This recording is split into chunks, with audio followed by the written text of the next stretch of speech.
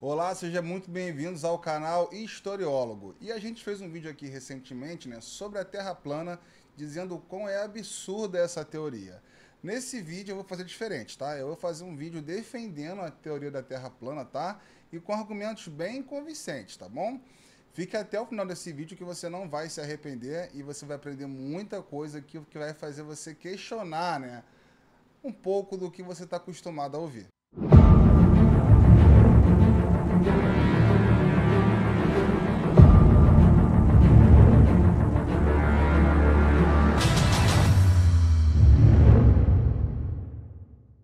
Então, para começar sobre o assunto de Terra plana, cara, eu quero que você leve em consideração alguns fatores muito importantes. Primeiro, esse vídeo aqui, se você for uma pessoa ateu, ou seja, você não acredita em Deus, você acha que a gente, enfim, veio do Big Bang ou algo do tipo, ou outra teoria, se você não é criacionista, esse vídeo não é para você. Agora, se você é criacionista, ou seja, se você acredita que existe um ser criador, um Deus, que criou o mundo, criou o universo e tudo mais, esse vídeo sim é para você, tá? Porque a principal argumentação para defender a base da Terra plana, pasme, é bíblica, tá bom?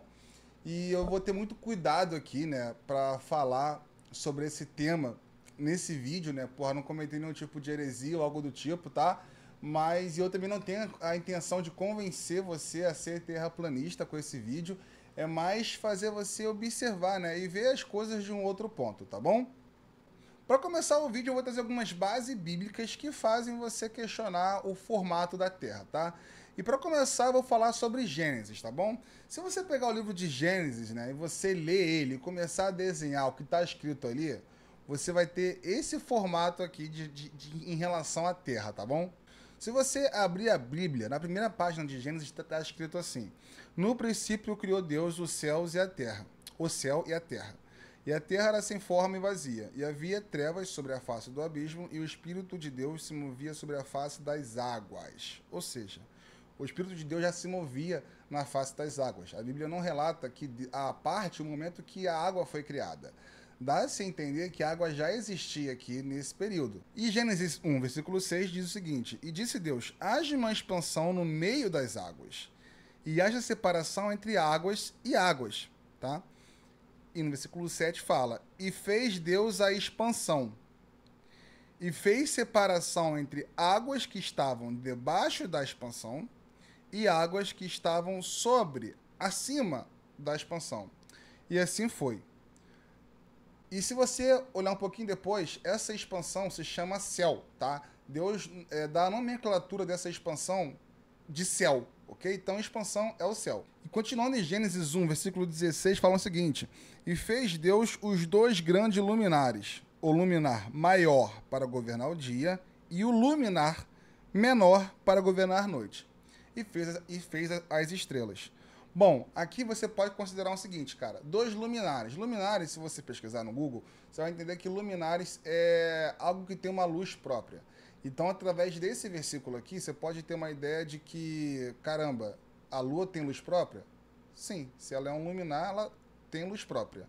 No entanto, se você considerar que a Lua tem luz própria, ela vai de contramão com a ideia central astronômica que a gente já conheceu até aqui, porque segundo a ciência a Lua não tem luz própria, tá bom? E além disso, você pode ver que até aqui não fala nada sobre Terra plana não, tá? No entanto, se você desenhar o formato igual está escrito em Gênesis, você vai entender que é impossível ela ter esse formato no modelo que a ciência, nos mostra hoje. E não parando por aí, tem alguns outros versículos bíblicos que também mostram, que falam também sobre a Terra ter um formato plano. Um exemplo disso é em Jó. Se você pegar Jó 38:14, vai dizer o seguinte: e se transformasse como barro sob o selo, e se pusessem como vestidos. Em algumas versões, tá até assim: a terra toma forma como barro sob o sinete, e tudo nela se vê como uma veste. Bom, a terra toma... Posso entender o contexto, cara, em Jó? Se você olhar essa parte do texto, Deus está explicando o quanto ele é inefável, os feitos que ele já produziu, que ele já fez, para mostrar para Jó o quanto ele é impossível de ser descrito, sabe? E aqui, ele, para dar um exemplo de como a Terra foi feita, ele usa uma figura de linguagem para representar que a Terra tomou forma sob o barro pelo sinete. Para você ter uma noção, barro sobre o sinete é quando vocês iam escrever aquelas cartas antigamente, quando você tinha que selar a carta, você botava um sinete com barro para poder selar o envelope, e aquele selo tem uma superfície totalmente plana. Por isso que é mais um versículo que traz essa ideia da Terra plana também. E no formato da Terra plana, cara, muitos terraplanistas defendem que a Terra existe uma abóbada na Terra. E também existem passagens bíblicas que falam sobre essa abóbada, tá? Se você olhar Ezequiel 1, versículo 26, ele diz assim: acima da abóbada, sobre as suas cabeças, havia o que parecia um trono de safira, e bem no alto, sobre o trono, havia uma figura que parecia um homem. Então, aqui em Ezequiel está descrevendo, né, o que tem acima da abóbada. E também existem outras passagens bíblicas que também dá a entender isso. Por exemplo, em Josué, se pegar Josué 10, versículo 13, diz o seguinte, né? E o sol se deteve e a lua parou, até que o povo se vingou dos seus inimigos. Isso aqui, quando Josué orou, o sol parou. Então, assim, o sol parar, ele é impossível acontecer no modelo heliocentrismo. Porque se o sol parasse hoje, a gente simplesmente viraria pó. Né? Se a Terra hoje gira em torno do Sol e o Sol parar, evidentemente que a gente nem conseguiria sobreviver segundo a gravidade. E aqui tem mais outros versículos que falam sobre a Terra plana. Então, se você pegar Salmo 104, versículo 5, diz o seguinte: criaste a terra assentando-a sobre base firme, para que seja para sempre indestrutível. Ou seja, base firme. Como é que a Terra está na base firme se, segundo a ciência, está no tecido, no espaço? Não é uma base firme. Se você pegar também Salmos 72, versículo 8, fala o seguinte: dominará de mar a mar e desde o rio até as extremidades da terra. Me mostra para mim onde fica a extremidade da terra se a terra fosse um globo. Eu não consigo contar a extremidade ali. E se você pegar Provérbios 17, versículo 24, diz o seguinte: no rosto do entendido se vê a sabedoria, mas os olhos do tolo vagam pela extremidade da terra. Tá? E, gente, para você ter noção, quem escreveu Provérbios foi Salomão. Tá? E Salomão foi o homem mais sábio que já existiu na Terra. Pra você ter noção, a sabedoria de Salomão é uma sabedoria divina. Deus apareceu para ele num sonho e falou assim: cara, o que você deseja? E qualquer pessoa normal iria desejar vida longa, prosperidade, quero ser forte, quero ser poderoso. E Salomão pediu sabedoria para Deus. E Deus o tornou um homem mais sábio, que a sua sabedoria era incalculável, até para a compreensão humana. E se esse cara diz que a Terra tem uma extremidade, ele não sabe de alguma coisa, enfim, vale se questionar em relação a isso. E também em Jó, você pode pegar também, sobre um versículo, Jó 26:10, tá? Jó 26:10 diz o seguinte: traça o horizonte sobre a superfície das águas, para servir de limite entre a luz e as trevas. Traça o horizonte.